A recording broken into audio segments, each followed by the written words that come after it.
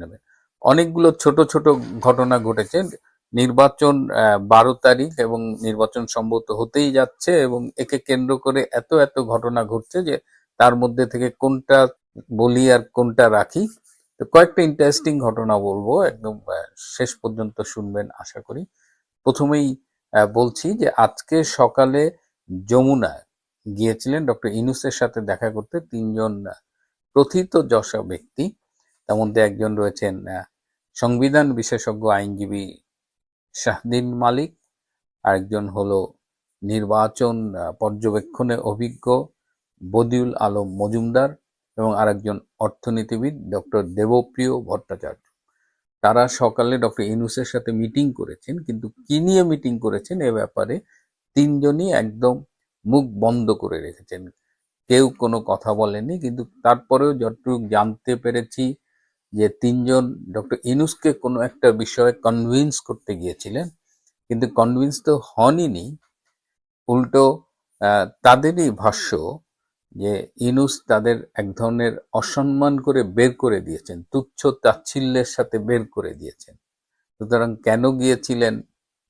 আবার আজকে হাইকোর্টে সহস্রাধিক আইনজীবী মিছিল করেছে।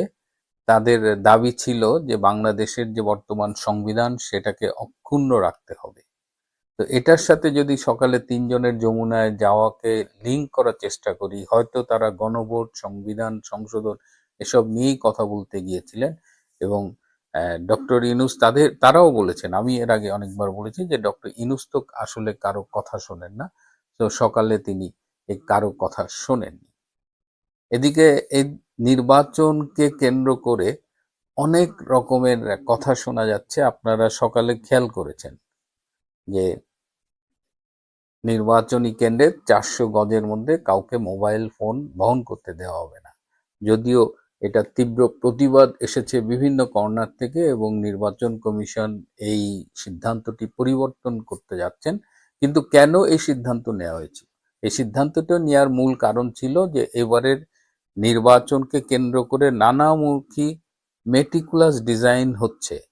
সুতরাং কেন্দ্রের মধ্যে বিভিন্ন অনিয়ম, কারচুপি এসব যেন সাধারণ মানুষ কিংবা সাংবাদিকরা মোবাইল ফোনের ভিডিও রেকর্ড না করতে পারে, সেইটা চিন্তা করে একটা স্থূল বুদ্ধির সিদ্ধান্ত এটাকে বলা যায় তারা ভেবেছিল।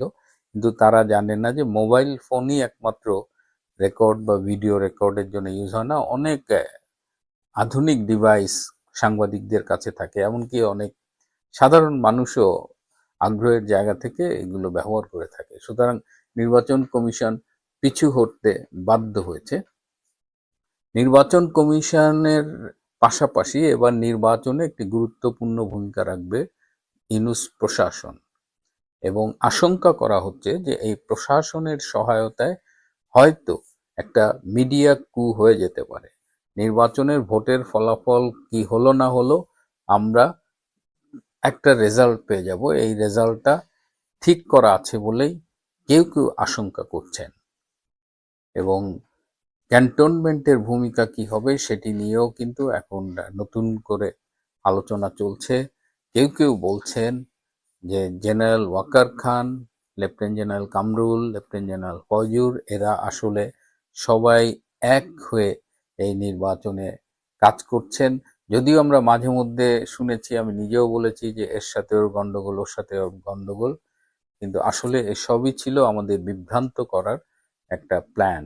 এই তিনজন এতটাই একসাথে কাজ করেছেন গত 17 মাস যে একজন বললেন যে তারা আসলে তিনজন একই মায়ের পেটের সন্তান। তো এই ক্যান্টনমেন্টের মধ্যে হা ভোটের প্রচারণা চলেছে। এটা একদম সব ক্যান্টনমেন্টে চলেছে। যশোর ক্যান্টনমেন্ট, রংপুর ক্যান্টনমেন্টের জিওসির তত্ত্বাবধানে তাদের অধীনে যেসব আসন আছেন সেই আসনে যেন জামাত জিতে আসতে পারে, সেজন্য তারা ওপেন কাজ করেছেন, তাদের ঘনিষ্ঠ অফিসাররা কাজ করেছেন।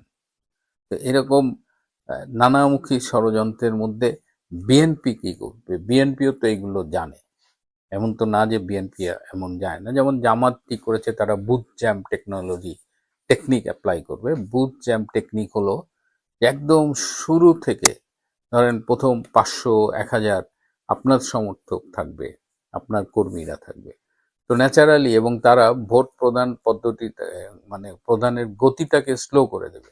তো ন্যাচারালি যারা লাইনের পেছনে থাকবে তারা 2-3 ঘন্টা ওয়েট করে চলে যাবে, আবার অনেকে বাসার থেকে শুনবে যে ওরে বাবা বিশাল লাইন, তারা এর এমুকও আসবে না। তো এরকম একটা টেকনিক ইতিমধ্যে বিভিন্ন নারী ভোটারদের আইডি কালেক্ট করেছে জামাত।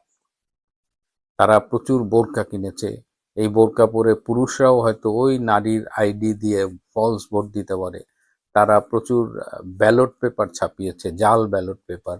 তারা সিল বানিয়েছে। এসব জামাতের নানা রকমের টেকনিক কিন্তু আছে। এবং জামাত দুদিন আগে যমুনায় গিয়ে ডক্টর ইউনূসকে থ্রেট করে এসেছে যে আগামী সরকারে যদি জামাত না থাকে, তাহলে যে সরকারে জামাত থাকবে না সেই সরকারকে আমরা শান্তিতে থাকতে দেব না, এই থ্রেটটাও করে আসছে। সো জামাত কিন্তু এই নির্বাচনে ইউনূসের সহায়তায় এবং ক্যান্টনমেন্টের সহায়তায়, ওয়াকারদের সহায়তা, ওয়াকার এবং ক্যান্টনমেন্টে বিভিন্ন মসজিদের ইমামরাও হ্যাঁ ভোটের পক্ষে প্রচারণা চালিয়েছে। এবং ওয়াকারের যারা খুব কাছের তারা একটি বিশেষ রাজনৈতিক দলকে ফেভার করার জন্য সব আয়োজন সম্পন্ন করেছে।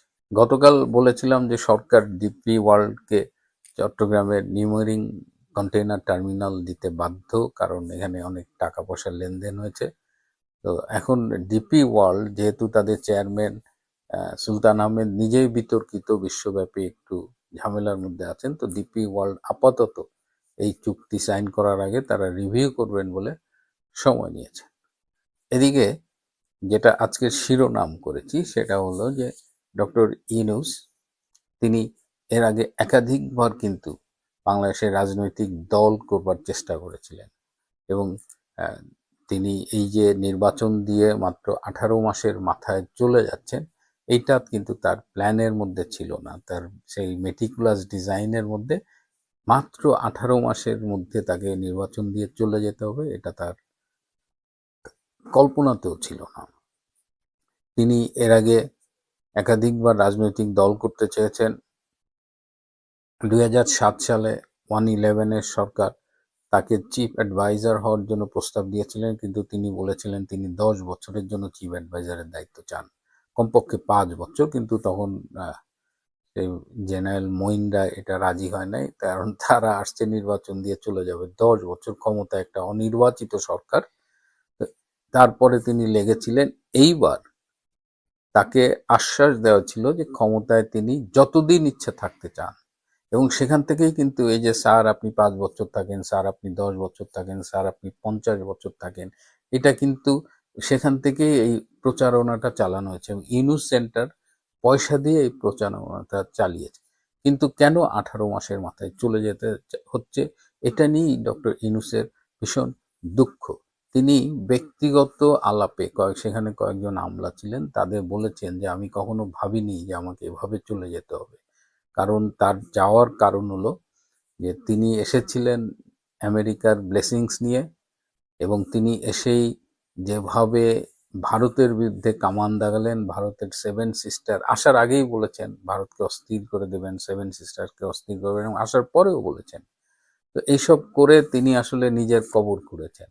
তিনি নিজের প্রস্থানের পথ নিশ্চিত করেছেন। এবং আমেরিকা ভারতের সাথে মিশে গেছে, আমদুদ মিলে গেছে, এখন আটি ইউনূস পড়ে আছে। আর আমেরিকা যার বন্ধু তার তো শত্রুর দরকার হয় না। সুতরাং ডক্টর ইউনূসকে টিস্যু পেপারের মতো ছুঁড়ে ফেলেছে। এবং পলিসি লেভেলের শেষ দিকে যা কথাবার্তা আমেরিকা ডক্টর খলিলকে বলতেন, আমাদের জাতীয় নিরাপত্তা উপদেষ্টা, তারা ডক্টর ইউনূসের সাথে গুরুত্বপূর্ণ কোনো বিষয়ে আলাপ করতেন না। তারা ডক্টর ইউনূসের উপরে এতটাই ফেড আপ ছিল। ডক্টর ইউনূস যে অ্যাসাইনমেন্ট নিয়ে এসেছিলেন তিনি ফেল করেছে। আগেও বলেছি যে করিডোর, এই যে মিয়ানমারের সাথে করিডোর দেওয়া, সেখানে তিনি ফেল করেছেন। পোর্টটা দিয়েও দেখেন আলটিমেটলি স্ট্যান্ড করতে পারলো না। দেশে সুশাসন বলে তো তিনি কিছু এস্টাবলিশ করতে পারেননি। তিনি মবের শাসন এস্টাবলিশ করেছেন, তিনি বাংলাদেশটাকে ধ্বংসের মুখে নিয়ে গেছেন। এবং দেখেন তিনি আসার পরে কিন্তু প্রথম দিকে খুব বিদেশে ইন্টারভিউ দিত, প্রতি মাসে সদল বলে বিদেশে যাইতো। এখন কিন্তু তার আর ইন্টারভিউ তেমন আমরা দেখি না, তার বিদেশ সফরও বন্ধ হয়ে গেছে। সো এই সব মিলিয়ে ডক্টর ইউনূস খুব বাটে আছে, এবং যমুনায় বিদায়ের সুর বেজে গেছে।